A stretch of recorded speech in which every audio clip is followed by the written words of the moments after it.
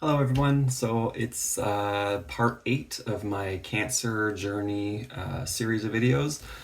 So it's been a little bit of a time between my last video, but I've been through, I don't know, just a lot of boring stuff. So I just wanted to wait until something was happening. And the last time I mentioned I would do a video when I found out about my ileostomy, if that's going to be able to be reversed now.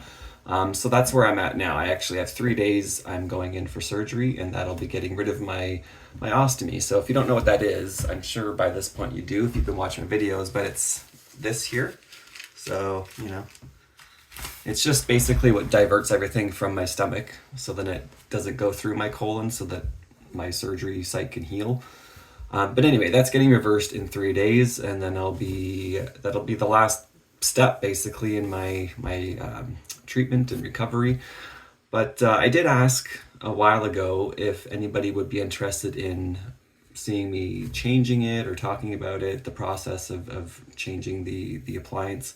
So I'm going to do that. And since I've only got a few days left with this on, I thought I'm running out of time. So I recorded myself doing 2 changes, mainly because the first change was pretty like cut and dry, just start to finish. There was no issues, no anything.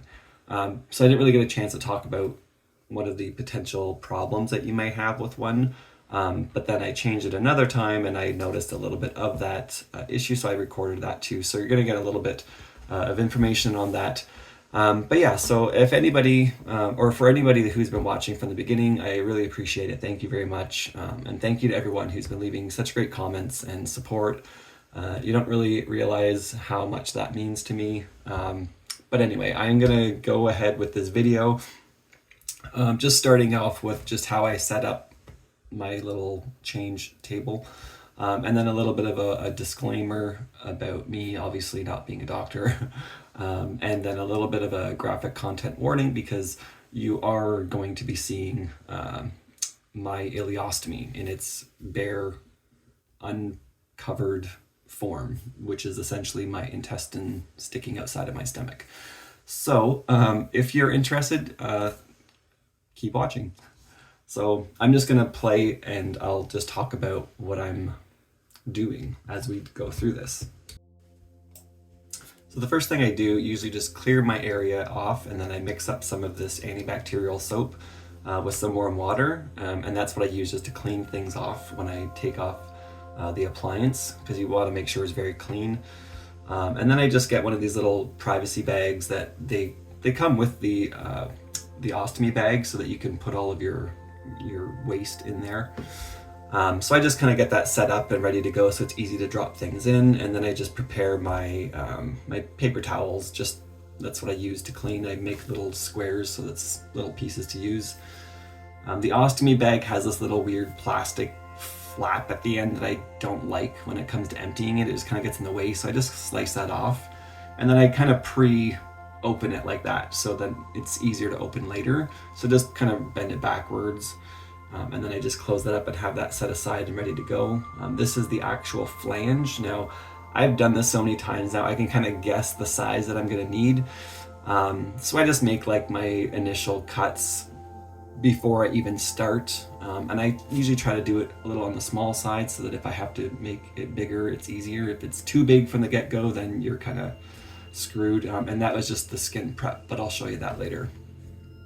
So, and then last thing I do is I tuck a little bit into my pants, because if it does happen to leak, it'll just drip onto that. So typically what I do this in the morning before I've eaten or drank anything, because I want to make sure that it doesn't leak as much as possible when I'm changing it, because if it's leaking while you're changing it, it just gets in the way, and you're constantly wiping, you're constantly cleaning it up. This one here though, it was like almost a perfect like change that didn't leak at all, which is great. That's what you want. And that's why I do it in the morning, because then there's no food, no liquid, no nothing in my stomach that's going to be pushing it out as I'm trying to clean it up. So anyway.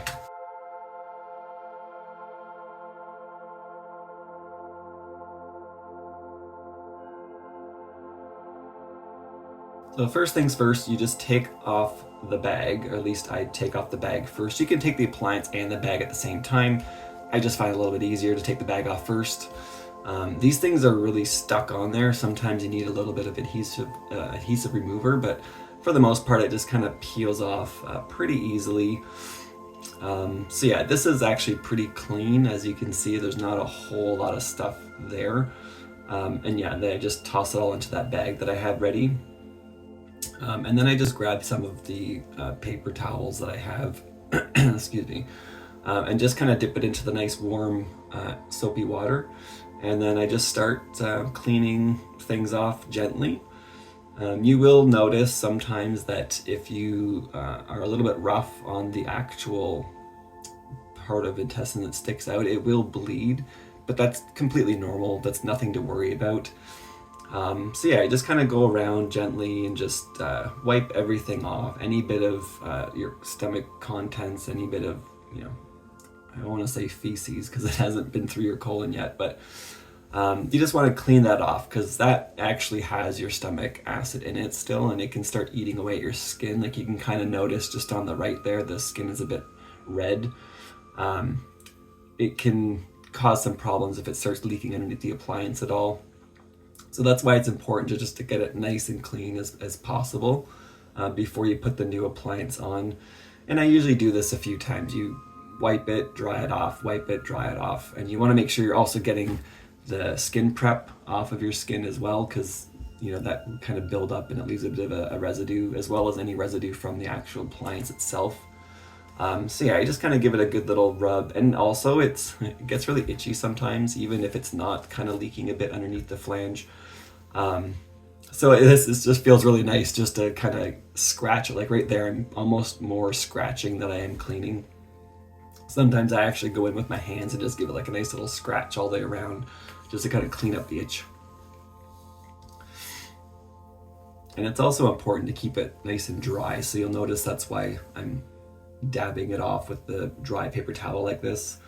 Even the actual intestine itself, it'll constantly be wet because it is your internal organ. It's always going to create, I don't know what to call it, but it's always going to be a bit wet. But yeah, you'll see at the end when I put the actual flange back on, or a new flange on, I tend to dab it dry. But we'll get to that in a little bit. Right now, I'm just making sure to clean off all the way around the edge as much as I can. I'm just fanning it off right now. That's what I'm doing here. You can use anything. You don't even have to fan it off. It just helps dry things a little bit faster. And then there, I'm just kind of feeling that bit of a raw spot to make sure it's not moist. Because if that spot there was moist at all, then I would want to use some STOMA powder and do something which is called a crusting technique, which I did in another change, and I'll show you that after this one. And now I'm just getting my little portable hair trimmers there, because I want to make sure I trim off any bit of like stomach hair that you might have, because when you take off the flange and you have hair, it rips all of your hair out. So it's good to keep the area nice and shaved smooth. It also just helps it stick, right? Because you're not sticking it on top of loose hair. So I just gently go around and shave little bits and pieces off. And again, this is like a perfect change. Like there was no problems, no leaking. Like it's not actively, expelling waste as I'm trying to clean it. And I just dust off any bit of hair that was from the shaving, and then just give it another little wipe. Because again, I want to make sure it's as clean as possible. I don't want to have any little stray bits of hair in there. And then again, I'm just dabbing it dry, making sure everything is as dry as possible. It's weird watching this from this perspective, like from a viewer, because I'm used to only ever seeing it looking down. So it looks like it's not even me. It's kind of strange. Anyway, so this is the flange. It has a backing on it to keep the sticky part sticky. And I'm just doing like a dry fit right now, just to see if it's the right size. And it was too small. So like I said before, you always want to cut on the small side, because if you cut it too big, then you have to throw it out and use another flange. So here I'm just kind of trimming it a little bit to see. I also usually use a mirror with this, like I have it sitting on the counter in front of me so I can get a better view. I forgot to pack it. I went away for the weekend. That's where I'm at. I'm in a hotel room. But then yeah, you just want to gently try to fit it on there, and it looks like it's a pretty good fit. It's actually a little bit snug still. You don't want it to be too tight. And I'm pretty sure I trim it a little bit more here. But yeah, you don't want it to be too tight because it'll kind of like, you don't want to be strangling the ileostomy. You want to have it like a little tiny bit of a gap around it. Excuse me. Yeah, so I'm just kind of trimming just a little bit off again because it was a little bit too snug.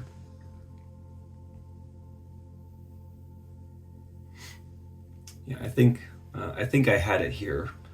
And again, I'm just drying it off a little bit. Yeah.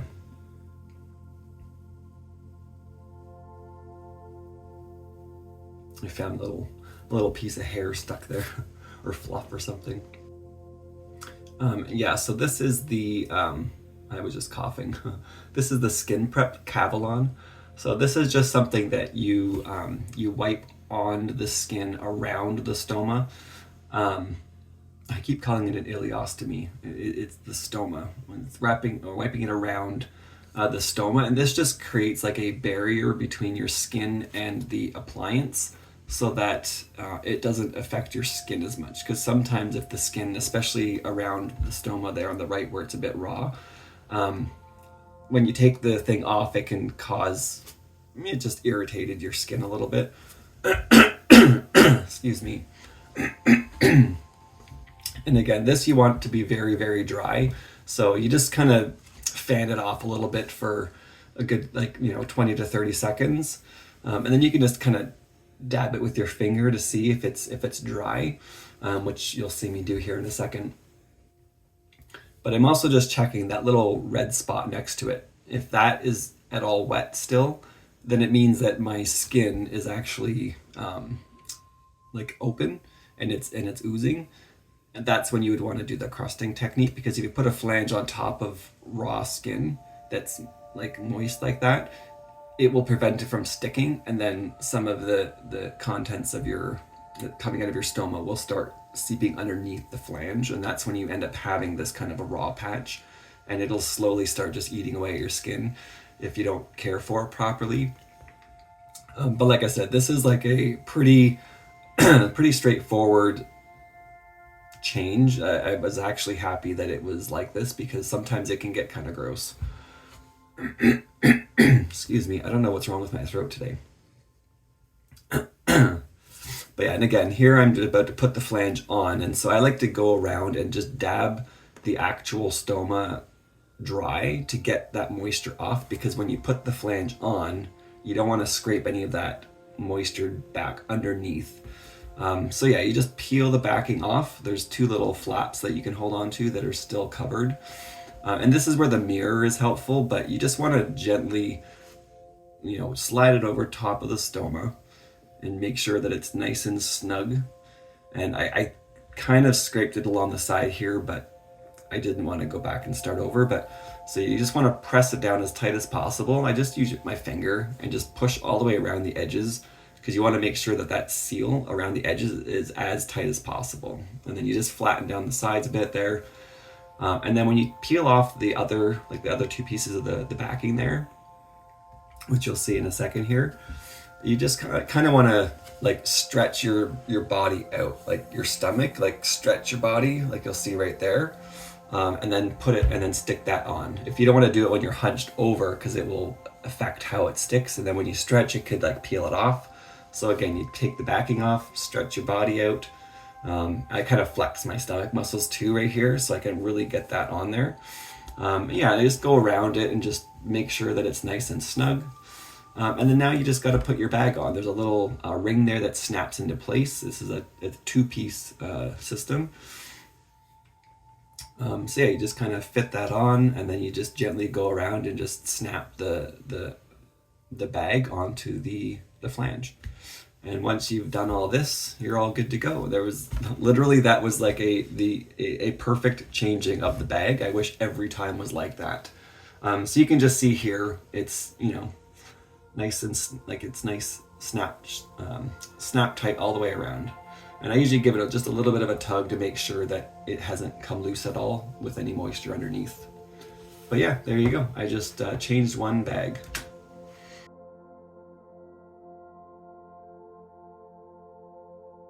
So like I mentioned earlier, the crusting technique. So if you have any raw skin forming around the stoma from leaks, because sometimes it does kind of leak underneath a little bit, and then that can kind of create some irritation to the skin. So I've had that several times. It's very, very common with a stoma. So I recorded myself a second time, and this one, I will warn you, is a little bit more gross because I had to change it. Like, it was just so itchy, and I had to, but so I hadn't left myself a good amount of time prior to changing without eating or drinking. Apparently, which I can say does kind of work, you can eat like 5 or 6 just regular sized marshmallows about 20 to 30 minutes before you change it, and for whatever reason, that will actually kind of slow your intestines down so it doesn't spew out. Spew is such a gross word.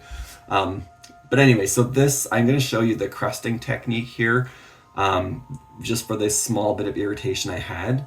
But I will warn you, there is some stuff coming out of my stoma at the time, but this is something that you have to deal with. Like, this happens. Like I said, the change that you just saw was like a very like perfect, no problem whatsoever change. It took me just as long as the video, like less than 10 minutes. But yeah, this one, there is a little bit of, you know, contents coming out of my stoma. But yeah, we'll just jump right in because it is right from the get-go here. So yeah, here you go. This is where I'm about to see that spot on the side there. See how it's a lot more red now than it was in the previous change, because it started to seep underneath at night, and then when I woke up, it had eaten away at that bit of skin that had been healing. So anyway, nice and clean, nice and dry. This is the Stoma powder. It's Stoma adhesive. There's other kinds. This is the brand that I was given. So it's just a little bottle, and it has a little tiny opening. So what I do to prevent getting that powder all over the stoma, because you don't want to spray it on the actual stoma, is I just kind of lean forward at a particular angle. So once I'm done kind of cleaning this up, it kept leaking. Once I'm done cleaning this up, you'll see what I mean about the angle. But yeah, see, I'm dabbing my finger there, and it is still wet, so I need to put the powder on it. So I just kind of like lean my whole body forward and spray it on a bit of an angle so that the powder only goes on the part that needs it and it doesn't get all over the stoma, right? So there you go. I'm just tapping off the powder because you want to make sure you kind of dust off any powder that is on the area around your stoma, because that will prevent the flange from sticking. So I just give it a bit of a dusting off there, but you don't want to scrape it off because then you'll scrape off the powder. But you can see the little white bits there that are stuck. That's the powder that is stuck to the parts of the skin that are raw, and that's what you want. You want that powder to kind of dry up whatever moisture is coming off of that irritated skin. And so now that that's there, and this thing, it just kept coming out. Like it's really annoying. This is why I always try to do it if I can in the morning before I've eaten or drank anything. So this is the same exact product as before, the Cavalon. It's just a very different method of application. It comes in this great big plastic wand with a foam pad at the end. So you just kind of press the button there and it cracks it open inside, and then you just kind of dab it, and now the sponge is wet. So you just kind of quickly just dab it on top of that stoma powder that's stuck to the part, and then you just wipe it around just like before. I think this is a ridiculous applicator, but I can see how it would be beneficial in some cases. I prefer the little packets because it's just a lot less space. But yeah, so you just put a nice little coat on there, and you can see that white powder is now, you can't see it anymore because it's been covered with this, the Kevlar. But once that dries, now it's kind of created this crusted barrier, almost like a scab, on top of that part of the skin that was raw. And again, I'm just fanning it dry here. But that's what you're doing. You're just basically creating like a dry crust over top of whatever raw bit of skin. If it was still moist on that part, I would do this again. Once this is dry, I would put more Stoma powder on and then put another layer of Kevlar on. Because you just kind of like, you're just building up that crusted layer. So again, here I am just fanning it off, making sure that it's dry. And yeah, I'll just skip ahead here because you've seen this. But yeah, so here I am again, just pushing that on the same as before, making sure it's pressed nice and tight around the Stoma. And yeah, it gets on your finger. It can get really messy. It is kind of gross, but yeah, and then I'm trying to rush here because I didn't want it to keep spewing out. But yeah, just stretch out your body, press that side down, peel off the other tab, same idea. Stretch out your stomach, press it down. Yeah, and then you just put the bag on and you're all good to go. And here we go, spewing. I'm gonna shut that off because it's kind of gross now. But anyway, yeah, there you go. You get a bit of an idea of what it's like. So I will say it is by far not as terrible as I was expecting. Like, it's annoying, like you have this on, it kind of gets in the way sometimes, like you have the fear of it breaking off or bursting or separating in your sleep. I've been 7 months with this and I've never had any issues like that. Like, it's never leaked in my sleep, it's never separated from the flange and gotten all over my bed, it's never burst. I have woken up and had it completely inflated with gas, like, because your gas comes out of your stoma as well because it's not going anywhere else. Farts is what I'm talking about, to put it bluntly. But sometimes it does get poofed right up with gas, and you can just kind of open up the bag and press out all the air. It's called burping. It smells awful, but I don't like doing that in bed. I'll just get out of bed and go into the bathroom, and then just empty it out and then go back to sleep. But I have to be honest, I've probably been up at least twice a night, every single night for the last 7 months, emptying it out. I think maybe that's why I haven't had any accidents, because even if it's only like this full, if I'm awake and I see that it's like that full, I'll just go empty it. I'm not going to lay in bed or go back to sleep, because then I know that it's just going to fill up more. Especially if you ate pretty soon after or before going to bed. So yeah, there's things that you can do to prevent that. Like, you could just make sure you eat at least 4 to 5 hours before bed. But I mean, let's be honest, who does that? I mean, most people eat dinner and then pass out, or at least within a couple of hours. But yeah, that's it. If you have any questions, leave them in the comments below. But again, I'm not a doctor, I'm not a nurse. This is just my experience from what I've had. And like I said, in 3 days, this is being removed. And they're going to reverse it. They're going to sew my intestine back up, stuff it back in my stomach, sew up my stomach, and then I'll be good to go. But we'll see how my colon and rectum handle normal functions again. I've heard a lot of terrible things about it, but I gotta stay positive, I guess. So my next video will probably be, I don't know, obviously after my surgery, but we'll probably be talking about life after an ileostomy reversal. So anyway, that's it for me today. Excuse me. Thanks again for checking out my videos. If you haven't seen the other videos and you want to know a little bit more about my cancer journey, my diagnosis, my treatments, chemo, all of that, just go in. You'll see the little titles at the end of the video here. But yeah, this is the 8th video in the series. So but yeah, anyway, I will talk to you guys later. Have a nice day.